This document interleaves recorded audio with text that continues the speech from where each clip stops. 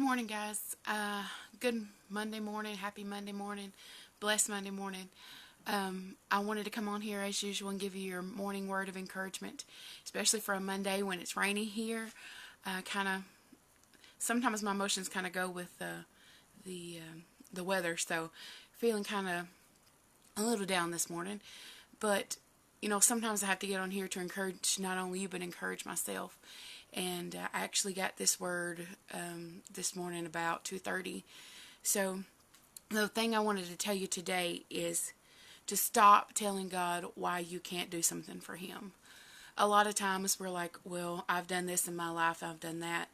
God can never use me because of these things I've done in my past, or I'm still not exactly where I need to be. Stop doing that. Stop putting into the atmosphere your issues and your problems. And I know that may sound weird to some of you, but when you speak it, the enemy can use it. God is omnipotent. The devil is not. He can't be in your thoughts and everywhere else at the same time. So when you speak out exactly what's going on, the devil can use that. So stop doing that this morning. And let me get my Bible real quick. And the reason I know why, even though everything that your past, everything, even in your future, He knows you're going to do. In Jeremiah, it's chapter 1, verse 5, He was telling Jeremiah, He said, starting on number 4, the word of the Lord came unto me, saying, before I formed thee in the belly, I knew thee.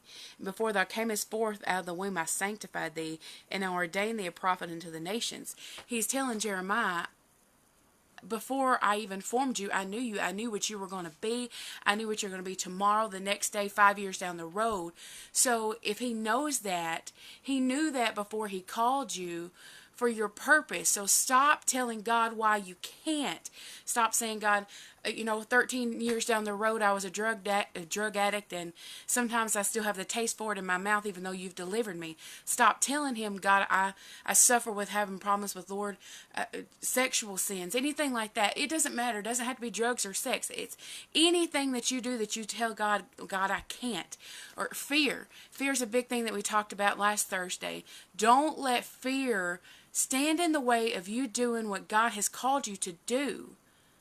There's nothing that can replace the love of God. Nothing at all in the world that can replace the love of God. And you say, well, I've got all these things going. Well, just in my heart, I don't know what's going on. The Bible says the heart is deceitful above all things, and it's helplessly wicked. So don't go on what your heart is this morning. And yes, you should pray with your heart. You should love the Lord your God with all your heart. And you should pray with all your heart. But ask God to get your heart in line with His Word.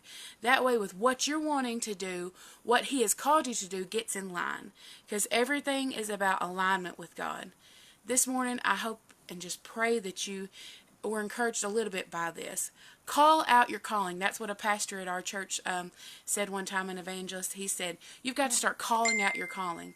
No matter what it is this morning, if there's something on your heart that you're wanting to do, call it out. Get in line with the Word, get in line with God, and call out your calling this morning, guys. I love you. Have a wonderful morning. Bye.